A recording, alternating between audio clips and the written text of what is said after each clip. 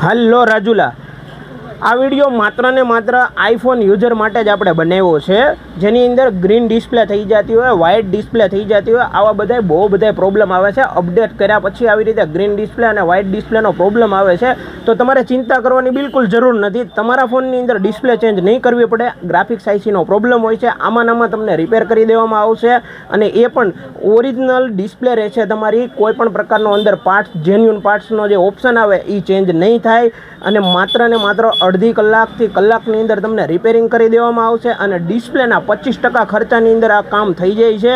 કોઈ પણ પ્રકારની તમારે ઓરિજિનલ ડિસ્પ્લે નાખવી હોય, આઈફોન છે S23 અલ્ટ્રા, 24 અલ્ટ્રા સિરીઝની અંદર કોઈ પણ પ્રકારની ઓરિજિનલ ડિસ્પ્લે નાખવી હોય તો આપણા વોટ્સઅપમાં આપેલો નંબર છે, તો એની અંદર તમે જાણ કરી અને ભાવ પૂછી શકો છો.